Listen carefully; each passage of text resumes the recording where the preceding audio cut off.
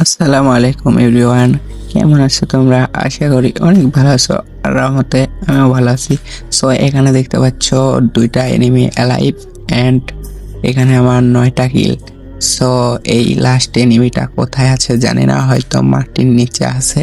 So দেখি ম্যাচটা আমরা ভয়ে পাই কি ওই পাই। আচ্ছা, তোমরা ভিডিও দেখতে থাকো আর সবাই লাইক করে দিবা ভিডিওতে, ওকে?